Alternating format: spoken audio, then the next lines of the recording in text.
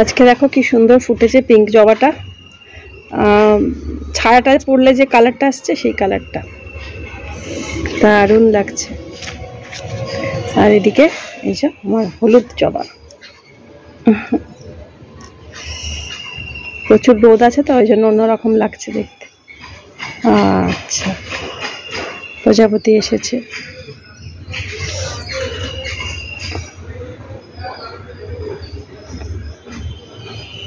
প্রজাপতিদের প্রিয় গাছ হচ্ছে এই যে রঙ্গন গাছ। রঙ্গন গাছে প্রচুর মধু পায় ওরা, রঙ্গন ফুল থেকে অনেক মধু পায়। অন্যান্য ফুলেও মধু হয়, কিন্তু জানি না রঙ্গন ফুল থাকলে একদম কি সুন্দর করে ফুলের মধু খায়। যে রানী কালারের যে লক্ষ্মী জবাটা ফুটেছে, এই যে থোকা জবা, যেন মনে হয় গোলাপ ফুল ফুটে আছে, কুন্দ ফুটে আছে, টগর ফুটে আছে।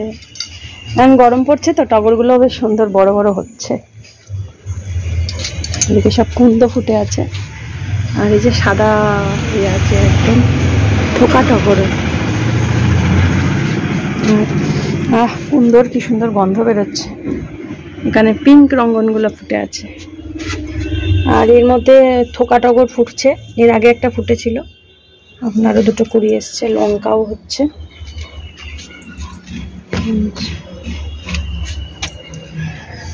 কি মিষ্টি গন্ধ কুন্দর। এই একটা পিঙ্ক লক্ষ্মী জবা, ছোট্ট লক্ষ্মী জবা। প্রজাপতি ঘুরে বেড়াচ্ছে।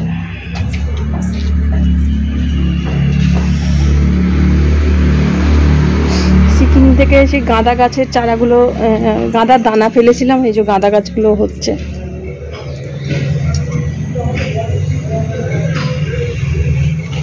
আর এখন এর মধ্যে দু একটা করে ফুল হয়, কিন্তু প্রচুর সিডস হয়ে আছে।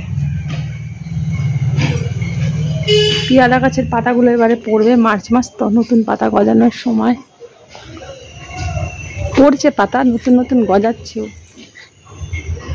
আম গাছে তো আম হবে না এবারে, সব নষ্ট হয়ে গেছে। গুড়ি গুড়ি আম কয়েকটা ছিল, সেগুলো পড়ে গেছে। এবার কালবৈশাখী হবে, সেগুলো সব পড়ে নষ্ট হয়ে যাবে। যাক, এইগুলো হলে আবার অনেক মানে চাপ বলতে মে জুন মাসের দিকে বড় বড় সাইক্লোন হয়, তখন সব আমগুলো পড়ে ফেটে ফাঙ্গাস ধরে, না কাউকে দেওয়া যায়, না খাওয়া যায়, কিছুই করা যায় না। আবার পাকলে সবাইকে দাও, সেটারও একটা চাপ থাকে। এসছে প্যাকেট প্যাকেট করে সবাইকে দাও, এরকম একটা থাকে, যেন কুলগুলো নিয়ে চাপ থাকে, সেরকম ব্যাপার। গাছটার কি অবস্থা, আম গাছের মুকুল এসেছিল, কি সুন্দর ছিল। এখন এই দিকটা তাকালেই চোখটা শান্তি লাগে। এই সাদা ফুলগুলো ফুটে আছে। কুটুসুকে আজকে চান করিয়ে দেওয়া হয়েছে। দেখো কুটুসু কত দৌড়া দৌড়ি, লাফা লাফি, কত কিছু। এখন কার ঠান্ডা লাগছে বল? আরাম লাগছে তো? কুটুসু ওইখানে নিয়ে গিয়ে আমি আর আমার হাজবেন্ড দুজনে মিলে কত কস্তাকুস্তি করে স্নান করিয়ে তারপর গলার বেল্টটা খুলে দিয়েছি। Kutusu, good morning everyone, welcome to অবকাশে দেবচানী। আমি দেবচানী। আর বোন ওরা মায়েরা তো চলে গেছে। তার পরের দিনটা একটু রেস্ট নিয়েছিলাম, মানে রান্নাবান্না টুকটাক ফ্রিজে ছিল, সেগুলোই খেয়েছি, নতুন করে আর রান্নাবান্না করিনি। আর দেখো সকালবেলা এগুলো আজকে কেচে দিয়েছি। চাদর টাদর সমস্ত তুলে রেখেছিলাম আগের দিনকে, তা মানে নতুন চাদর, মানে কাঁচা চাদর পেতে নিয়েছিলাম। আর আকাশটা দেখো মেঘলা মেঘলা করছে, মানে মনে হচ্ছে যখন তখন বৃষ্টি নামবে। এই কটা দিন এইভাবেই চলছে। তো যেদিন মা ওরা গেল, এটা তারপরের দিন, মানে ভিডিওটা তারপরের দিন কি তারপরের দিন এরকমই হবে। তো বোন ওরা যখন গেছে বললো যে বাড়ি গিয়ে নিম পাতা দিয়ে আলু সেদ্ধ করেছে। তো মাও ফোন করে, মায়ের সাথে কথা বলছি, মা বলছে নিম পাতা দিয়ে আলু সেদ্ধ বানিয়েছে। তখন আমার খুব খেতে ইচ্ছা করছে। নিম পাতাটা আমার খুব প্রিয়। আর মনে হচ্ছে এই ভিডিওটা ক্লিপসটা হয়তো বুধবারের, কারণ মা ওরা তো সোমবার গেছে, মঙ্গলবার দিন তো আমাদের এমনিতেই নিরামিষ ছিল।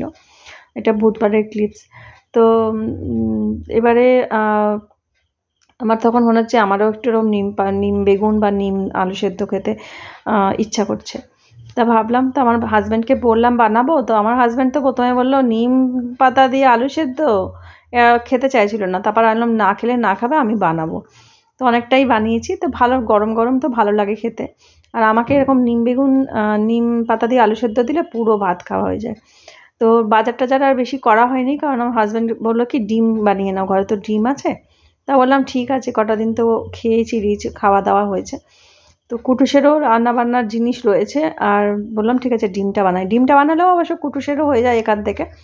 তো একটু ওই মেটে তারপর গিলা আলু টালু এগুলি সকালবেলা ওর জন্য বানিয়েছিলাম, কারণ ও না সকালবেলা ভাত চায়, মানে সকালে যদি 2-3টে বিস্কুট দিই ওর একটু ভাতের একটা নেশা থাকে।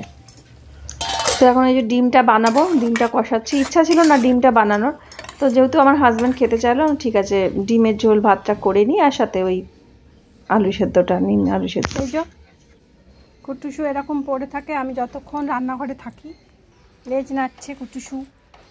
কুটুসুর কিন্তু চিকেন মেটে দিয়ে ভাত খাওয়া হয়ে গেছে সকালে একবার, কিন্তু ডিম কষা হচ্ছে, তার গন্ধ পাচ্ছে, তাই না কুটুসু? লক্ষ্মী মেয়ে হয়ে গেছে, একদম বাইরে যায় না, বাড়িতেই থাকে, কারণ গরম পড়ছে তো জিভ বেরিয়ে যাচ্ছে বাইরে বেরোলে। তাই জন্য এই গাছের ছায়ায় লতায় পাতায় বসে থাকছে কুটুসু। এরম বসে থাকো, ঠিক আছে? আমাকে পাহারা দেবে, এরম বসে থাকো, বসে তো না শুয়ে থাকো, ঠিক আছে? আচ্ছা, গুড গার্ল। কিছু বাসন ছিল মাজা হয়েছে, এই হাঁড়িটা তুলে দেবো, আর এখন লাগবে না। আর এই যে ভাত উপর দিলাম, ধোয়া উঠছে। আর ডিম তো তোমরা জানো একদম শেষেই আমি দিই, দিয়ে গ্যাসটা অফ করে দিই, খুব বেশি এটাকে ফোটাই নাগাল, তাহলে ডিমটা যেহেতু হাফ বয়েল মতো করা আছে পুরো আরোই সেদ্ধ হয়ে যায়। আর কুটুসি এখন আমাদের ডিমের কুসুম খায়, আর আমার হাজব্যান্ডকে 2টো ডিম দিলে হয়তো একটা ডিমের কুসুম খায়, একটা ডিম হয়তো খেলো না, এরকম চলে। তো এখন ডিমের ঝোলটাও খুব ভালো হয়েছে খেতে, আর নিম বেগুনটা তো এই নিম বেগুন বলছি, নিম পাতা দিয়ে আলু সেদ্ধটাও দারুণ হয়েছিল খেতে।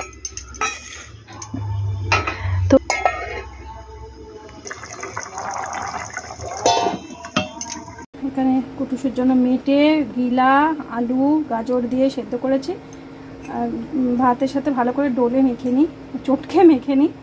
সকালে একবার খাওয়া হয়ে গেছে, এখন আর একবার খাবে।